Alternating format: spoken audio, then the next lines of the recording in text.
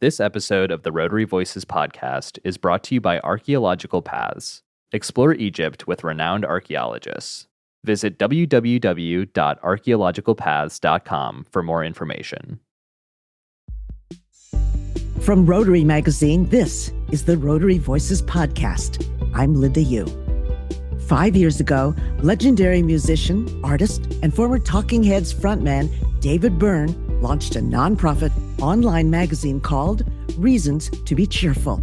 The magazine offers good news in a market otherwise dominated by doom and gloom and serves as a counterbalance to the alarming and overwhelmingly negative stories that constantly flow from our screens. But Reasons to be Cheerful doesn't just cover your average feel-good stories. The outlet reports evidence-based, time-tested solutions to some of the world's most pressing problems, from online privacy to climate change. In fact, you may have read some of their pieces in Rotary Magazine, as the two publications have a content-sharing partnership and jointly develop stories together. What started as Byrne's personal project has evolved into a full editorial and administrative team, publishing an optimistic story every weekday. Over the past 5 years, Reasons to be Cheerful has published nearly 1,000 such stories, and Byrne says he sees no end in sight. NPR's Scott Simon recently sat down with Byrne ahead of Reasons to be Cheerful's 5th anniversary celebration in New York City to discuss the origins of Reasons to be Cheerful, the stories that have stuck with him, and his personal reflections on cheer in our world today.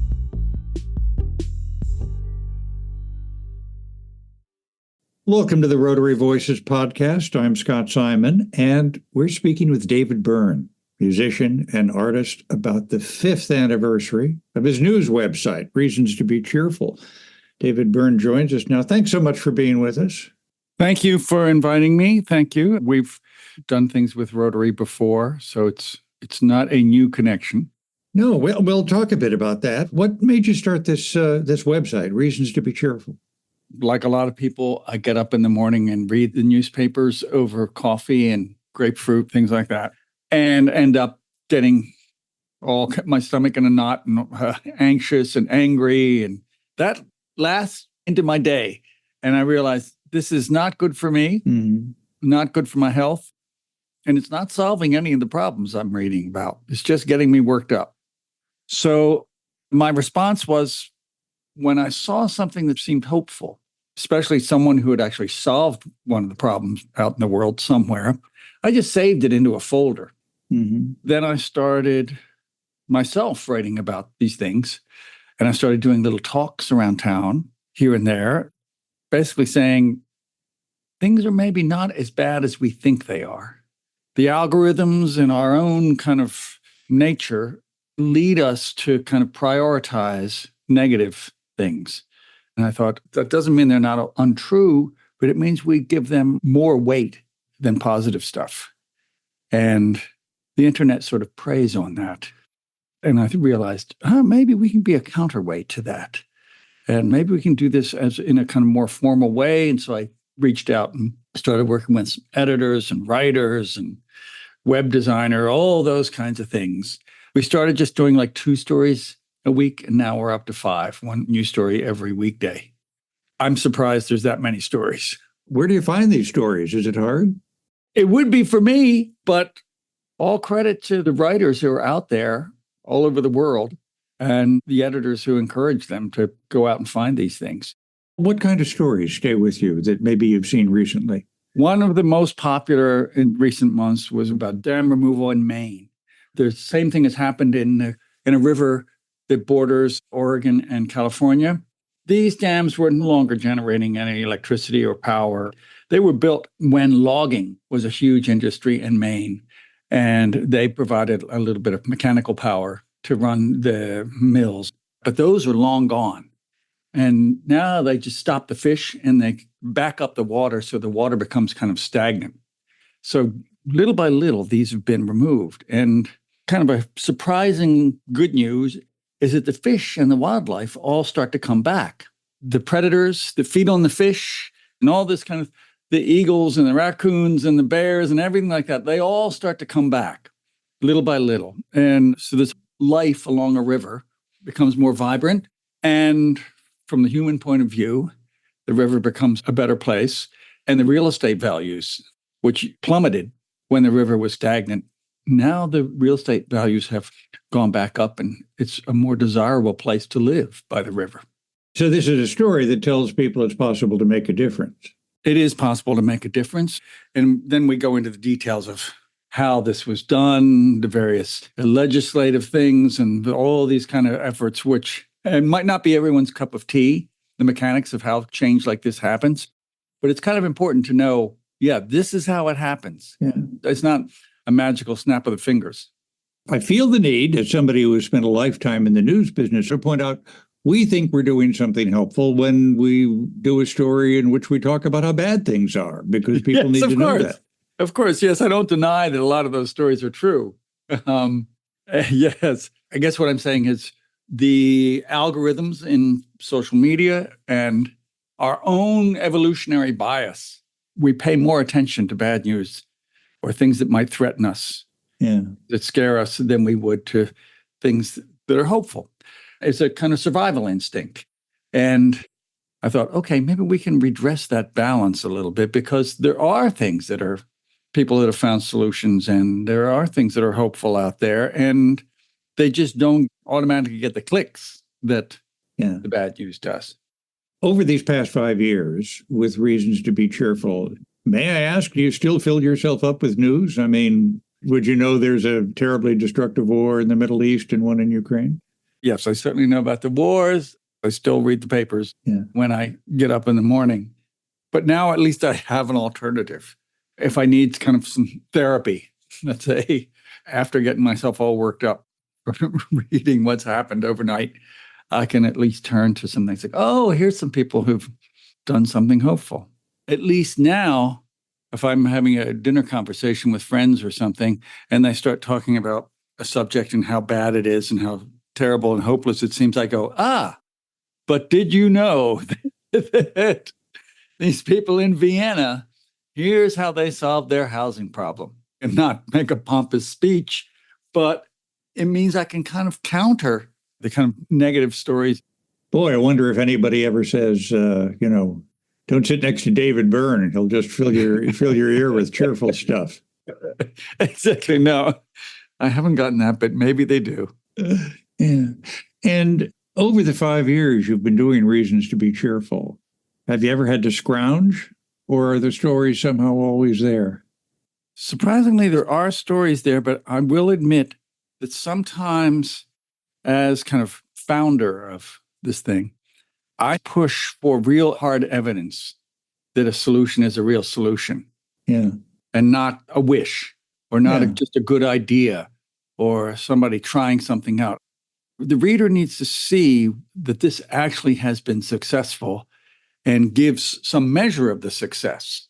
So sometimes it's a little bit of struggle getting that kind of data. As you probably know, not everything in every situation do you get handed data and numbers and evidence that are exactly what you want. Mm-hmm. Sometimes you have to look for it. What do you think you've learned through 5 years of putting out Reasons to be Cheerful? I mean, for one thing, does that 5 years figure, does it surprise you to hear? I'm surprised that financially we've managed to hang in there and we're doing all right. I'm surprised that we keep finding stories. I genuinely thought that at some point we'd scrape the bottom of the barrel and be like, okay, that's it for the good news. But neither of those things happened.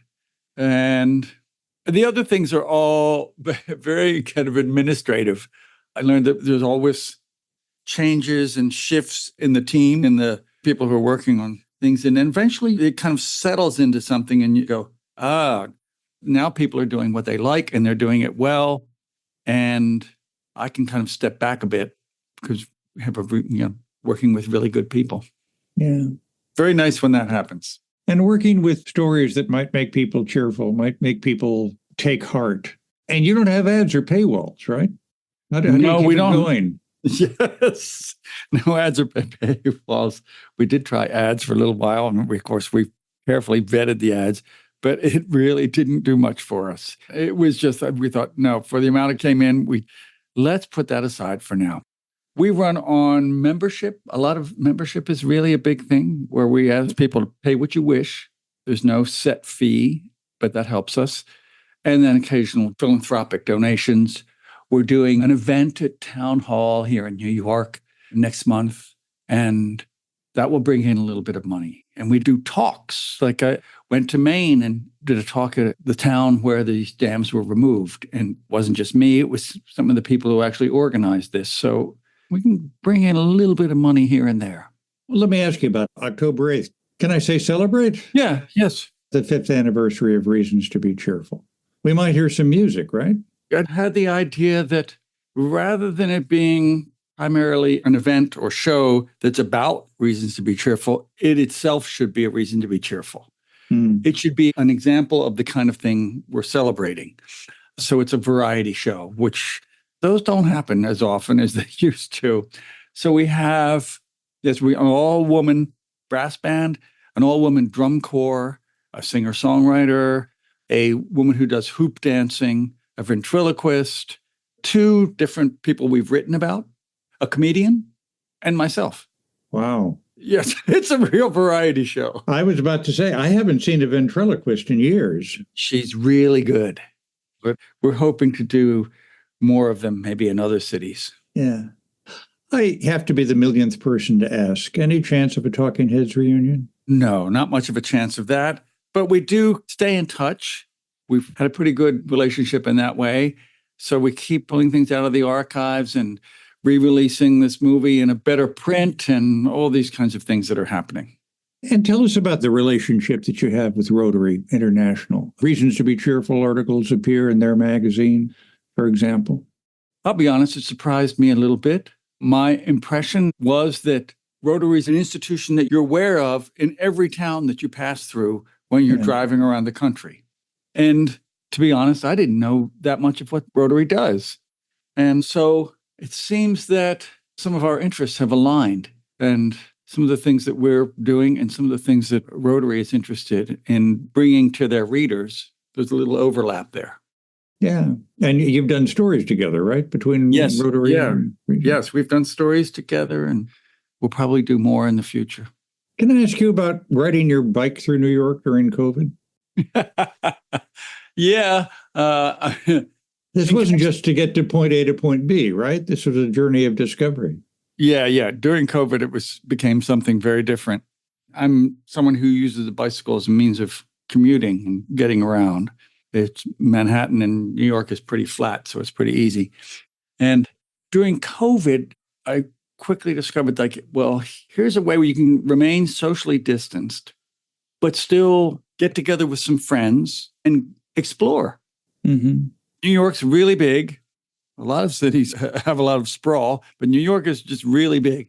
So we decided little by little to explore all these different neighborhoods that we weren't familiar with. I mean, there's all these boroughs in New York. We went to the Bronx, we went to Jackson Heights and Flushing and Queens, and ended up on one ride at the airport. And of course, it was during COVID. Not a single plane was flying. Oh, my. Yeah. This is right. This was early on. Yeah. Not really an airport then, if just a flat stretch of ground. Just a flat stretch of ground with some buildings in a tower. We'd come back from a ride and go through Times Square, which was almost empty, except for a few, which seemed like befuddled tourists who had somehow ended up there. Wow. And it seemed to be they were asking themselves, well, what do we do now?